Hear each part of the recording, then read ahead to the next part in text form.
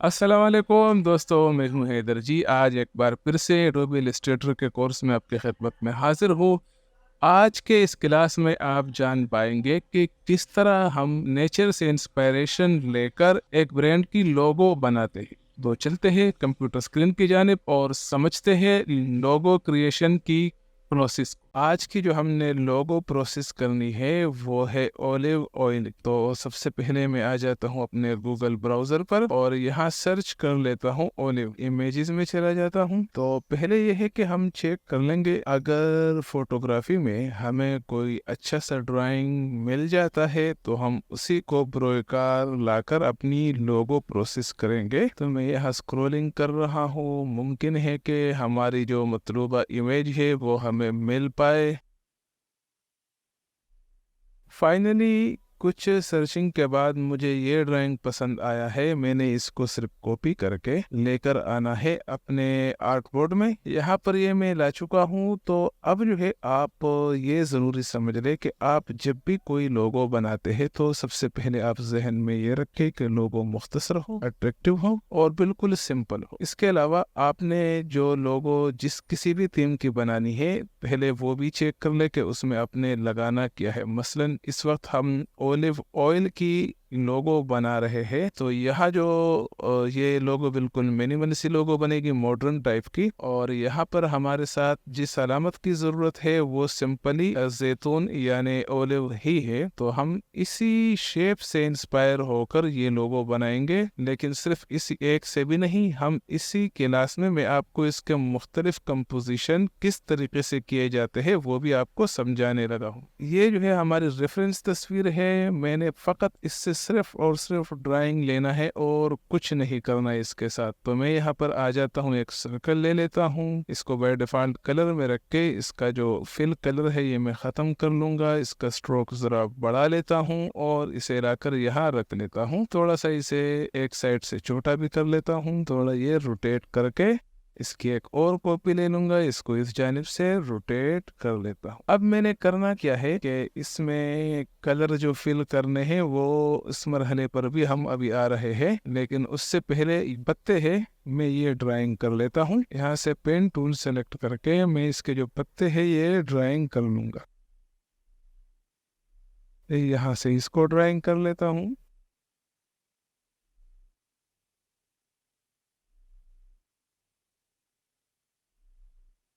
ठीक है, पत्ते हमारे ड्राइंग हो चुके हैं। अब मैं ये जो लाइंस है इसे ड्राइंग कर लेता हूँ।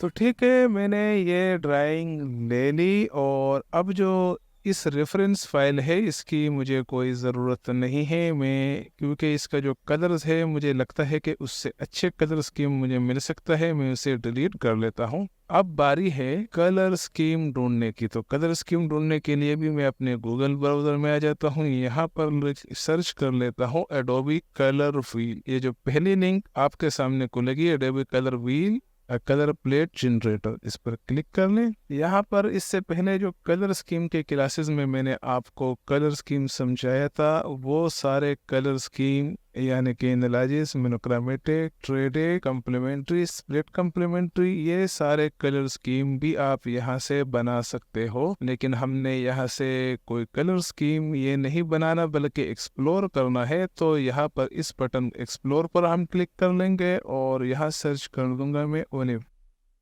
ओलिव सर्च कर लिया तो यहाँ ओलिव से मुताल्लिक़ा जितने भी कलर स्कीम है वो हमारे सामने आ चुके हैं। जैसे कि ये है। इसमें मज़ीद भी ढूंढ लेते हैं, हमें कुछ अच्छे से कलर देखने को मिल सकते हैं। ठीक है, अगर आपको इसमें कोई कलर नहीं मिलता तो अब एक और सर्च कर ले आप, वो है ओलिव ऑयल। ऑयल लिखते हैं इसके आगे और फिर देखते हैं कि हमारे साथ कुछ मज़ीद अच्छा कलर्स भी सामने आ रहे हैं या नहीं। اس میں بھی مجھے کوئی کلر اسکیم پسند نہیں آیا، تو یہاں جو میں نے اسپیلنگ غلط لکھا تھا دوبارہ میں یہاں آ جاتا ہوں، اور اب کی بار میں دیکھ رہا ہوں کہ یہ پہلا ہی جو کلر ہے یہ کچھ مناسب ہے، تو میں اس پر کلک کر لیتا ہوں اور یہاں سے کاپی کاپی کاپی کاپی چاروں کلر کے کاپی پر میں نے کلک کر دیا، یعنی اس کا جو کلر کوڈ ہے یہ میں نے کاپی کر لیا۔ اب میں دوبارہ سے آ جاتا ہوں اپنے آرٹ بورڈ میں، یہاں پر میں ایک ریکٹینگل لے لیتا ہوں، اس میں کوئی بائی ڈیفالٹ کلر فل کر لیتا ہوں، اور اس کے بعد وہاں میرے چار کلر کاپی کیے تھے، تو یہاں میں 4 ریکٹینگل ڈرا کر لیتا ہوں۔ ٹھیک ہے، اب پہلے والے کو سلیکٹ کر کے میں کلر میں آ جاتا ہوں، کلر میں یہاں پر یہ جو کوڈ ہے، جو کوڈ میں نے وہاں پر کاپی کیے تھے، یہاں پر 1 بائی 1 پیسٹ کرتا جاؤں گا۔ میں نے اپنے کی بورڈ سے ونڈوز اور وی کا بٹن پریس کر لیا، تو اب آپ دیکھ سکتے ہو کہ وہ جو کلرز تھے ہمارے ساتھ یہاں پر کاپی ہو چکے۔ وہ جو ہم نے سب سے آخر میں کاپی کیا تھا وہ یہاں پر سب سے پہلے دکھے گا، تو یہ میں پہلا اس میں کاپی کر لیتا ہوں کلر اور انٹر کر لیتا ہوں، یہ کلر یہاں آ گیا۔ دوسرا سلیکٹ کر لیتا ہوں ونڈو آر اور دوسرا کلر کاپی کر کے انٹر کر لیتا ہوں، تیسرا کلر بھی میں اس میں کاپی کر کے پیسٹ کر لیتا ہوں۔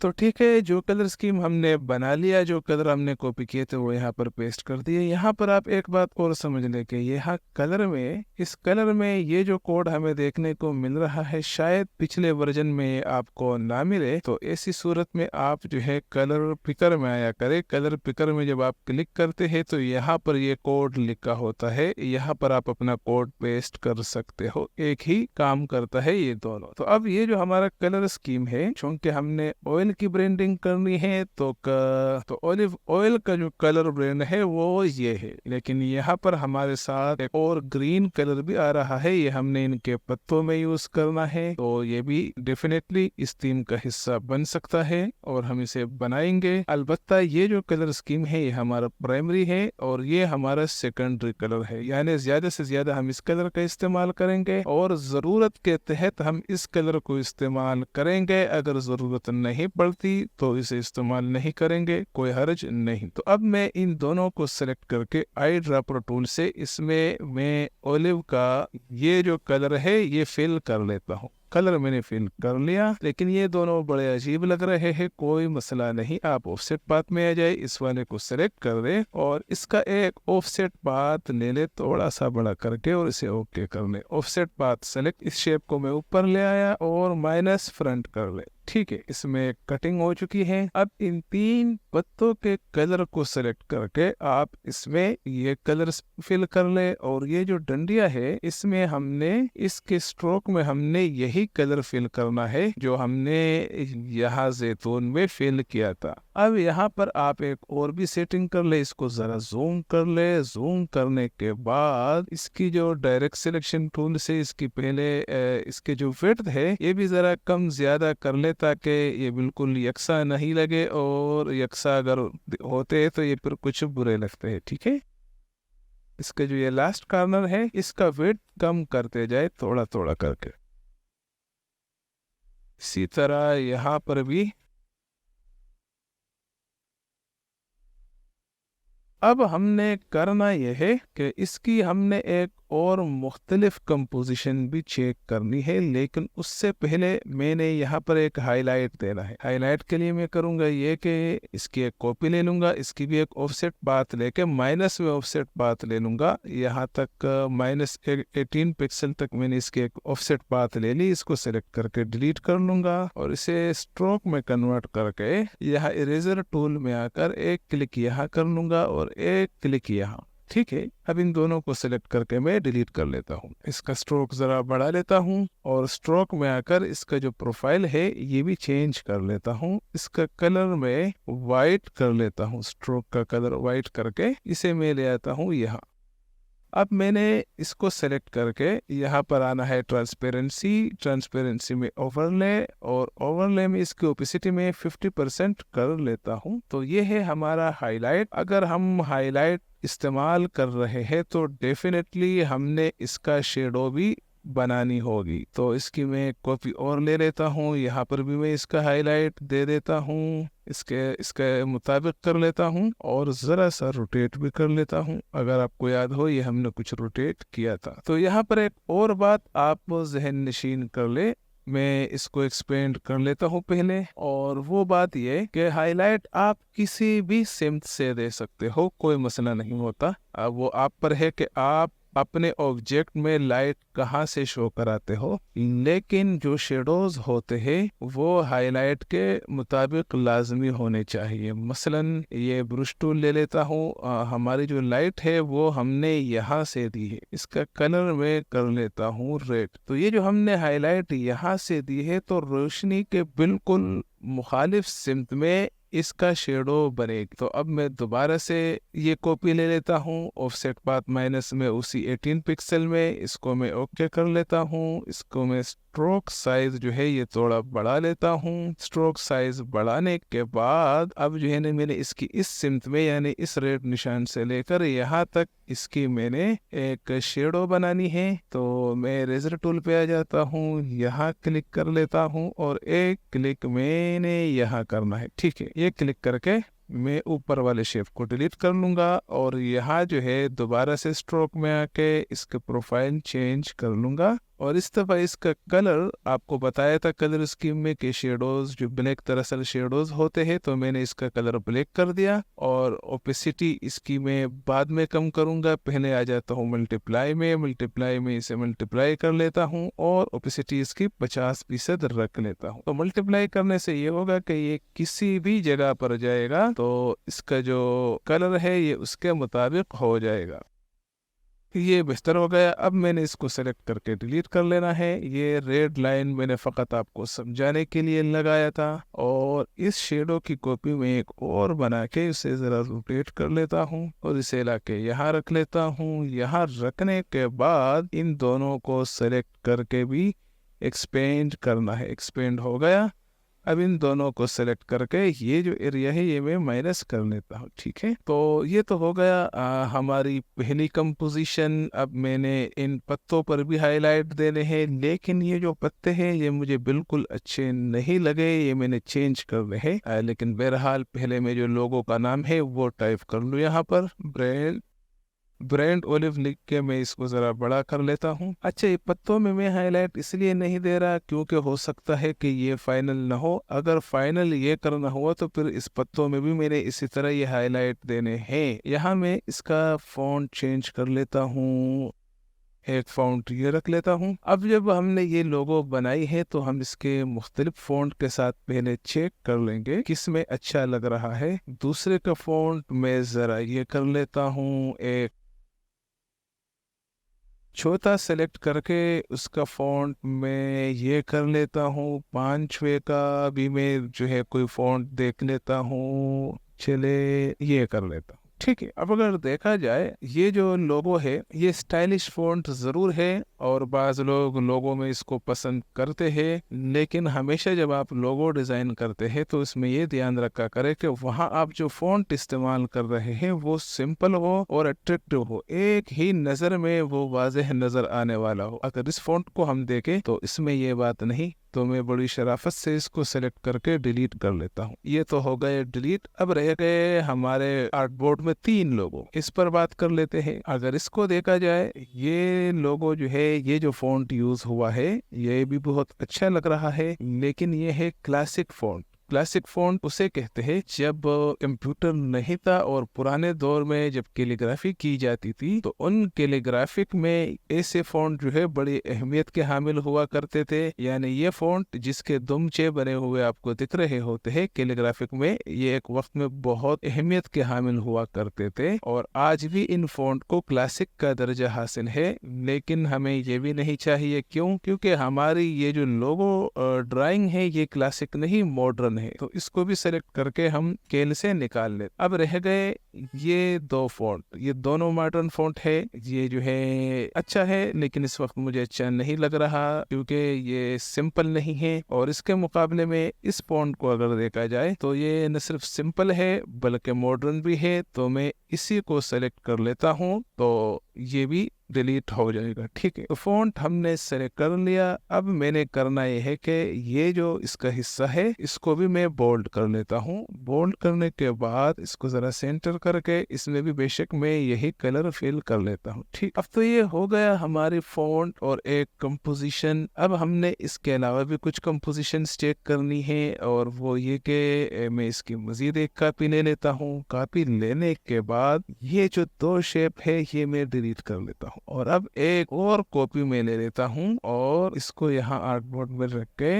इसका जो ये लीव हमने बनाया था, ये पत्ता, इसी का हम शेप चेंज कर लेंगे। शेप चेंज करना बहुत आसान है। मैंने फ़कत करना ये है कि ये शेप हमारे साथ सेलेक्ट है। यहाँ पर मैं आ जाता हूँ एंकर पॉइंट टूल में, और इसका जो शेप है इसको मैं ज़रा सा रिशेप कर लेता हूँ।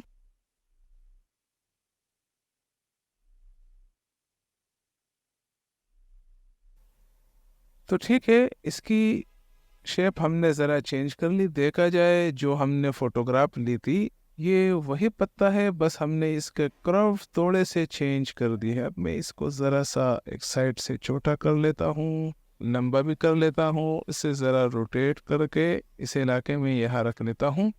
इसका कलर मैं वाइट कर लेता हूँ। इसको मैं ज़रा रोटेट कर लेता हूँ इसके अलाइनमेंट सेंटर करके। अब जब देखा कि मैंने ये हमारा ड्राइंग अच्छा लग रहा है, मैं इन दोनों को सेलेक्ट करके शेप बिल्डर टूल ले लेता हूँ। ये एरिया इससे माइनस कर लूँगा। ये अच्छा हो गया, बेहतरीन। अब इसको मैं सेलेक्ट करके यहाँ ले आता हूँ, लेकिन इससे पहले यहाँ जो हमने डंडी है ये बनानी है। यहाँ मैं पेन टूल ले लेता हूँ, दोबारा से यहाँ एक क्लिक करके इसकी एक डंडी बना लेता हूँ। इसका स्ट्रोक साइज ज़रा बढ़ा लेता हूँ और स्ट्रोक स्टाइल राउंड कर लेता हूँ। ठीक है, ये अच्छा लग रहा है। अब मेरे यहाँ से एक और लाइन भी देनी है।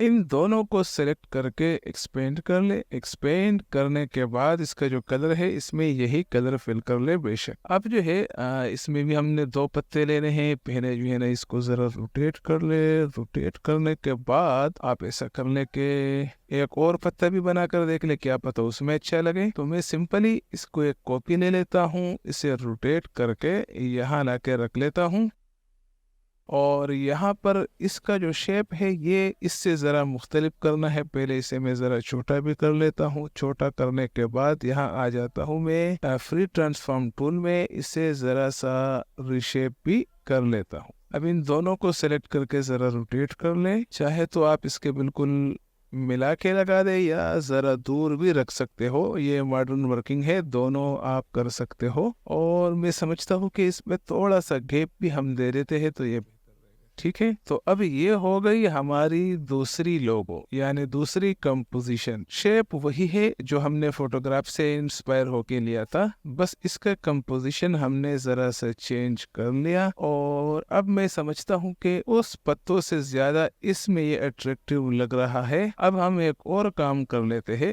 एक चौथी कंपोजिशन भी इसकी चेक कर लेते हैं। मैं इन सबको सेलेक्ट करके जरा मजीद छोटा कर लेता हूँ, इसे जरा नीचे ले आता हूँ और इसे लाके यहाँ रख लेता हूँ। यहाँ लाकर रखने के बाद मज़ीद छोटा करके मैं जो है एक मज़ीद शेप ले लेता हूँ। इसका कलर मैं स्ट्रोक में कन्वर्ट कर लेता हूँ, स्ट्रोक ज़रा बढ़ा लेता हूँ। और अगर देखा जाए तो यार ये इसमें बिल्कुल अच्छा नहीं लग रहा। तो चले हम एक और काम कर लेते हैं कि एक चांद सा बना के उसमें उसे चेक कर लेते हैं, तब भी ये अच्छा नहीं लग रहा, क्योंकि हिलाल का काम ओलिव से किसी निस्बत भी नहीं बन रही। समझ लो कि इसका भी प्रोग्राम बढ़ गया। तो चलो डिलीट कर दिया। अब अगर मैं इन तीनों का जायजा लेता हूँ तो यही लोगो मुझे सबसे ज्यादा अच्छी लग रही है। मैं इसे यहाँ ला के रख लेता हूँ और इन दोनों को भी सेलेक्ट करके डिलीट कर लेता हूँ। तो फाइनली जो हमारे साथ लोगो बन के आई है वो है ये। अब आप जब भी किसी क्लाइंट को लोगो चेक कराते हैं तो उनको आप उसी तरह जो हमने मुख्तलिफ कंपोजिशंस बनाई है ये आप अपने क्लाइंट को चेक करा लिया करें। उनमें से आपके क्लाइंट जो पसंद करता है तो इसी को फाइनल करने के बाद फाइनल प्रीव्यू जब आप इसको दिखाते हैं तो इसमें एक मजीद काम भी कर लिया करें, वो है यहाँ एक रेक्टेंगल ले लें, इस रेक्टेंगल में ये कलर फिल कर दे, इसकी ओपेसिटी जरा सा डाउन कर ले, 20% करके रख ले और इसे सबसे नीचे ले जाए। इस लोगों को इसके सेंटर में रख ले, इसे ग्रुप कर ले और वर्टिकली भी सेंटर कर ले। अब आप एक और कॉपी ले ले। ये कॉपी हम इसलिए ले रहे हैं कि हमने जो सेकेंडरी कलर्स है उसमें भी ये चेक करना है। इसको जरा बढ़ा ले, आर्ट बोर्ड का साइज इसके मुताबिक कर ले और अब की बार आपने करना ये है कि अपने शेप में ये कलर से फिल कर ले और इसमें ये ग्रीन, और अब अपनी इस लोगो को सिलेक्ट करके यहाँ ला कर रख दे और इसे वापस जो है ना अनग्रुप कर दे। अनग्रुप करने के बाद इन तीनों को सिलेक्ट करके माइनस फ्रंट कर ले। माइनस फ्रंट आप करेंगे तो ये जो हाईलाइट और शेडोज है ये इनसे निकल जाएंगे। ठीक है, ये किस लिए कर रहा हूँ ये भी मैं आपको अभी बता रहा हूँ। इन सब को सेलेक्ट करके इसके कलर आप व्हाइट कर ले। अब इसको छोटा करके यहाँ ला के रख दे, इसको भी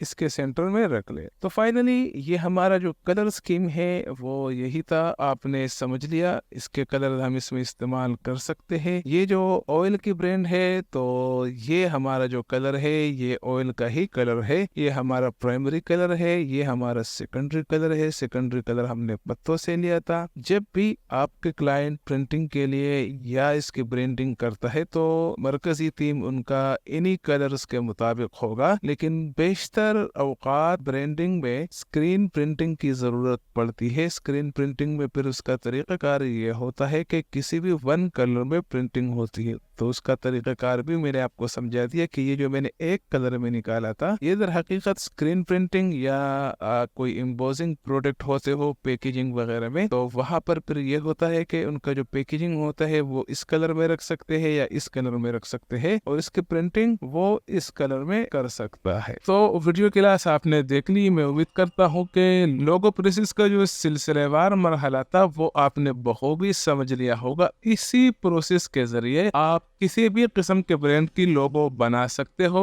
और जरूरी नहीं है कि आप सिर्फ नेचुरल फोटोग्राफी से ही इंस्पिरेशन लेकर लोगो तख्लीक करते हैं, बल्कि अगर आप में स्केचिंग की पावर मौजूद है, कोई सा भी रफ स्केचिंग करके उसके मुख्तलिफ कंपोजिशन बनाकर अपनी लोगो को तख्लीक कर सकते हो। तो उम्मीद करता हूँ कि ये क्लास आपके लिए बहुत हेल्पफुल साबित हुई होगी। मिलते हैं अगली क्लास में। अल्लाह हाफिज।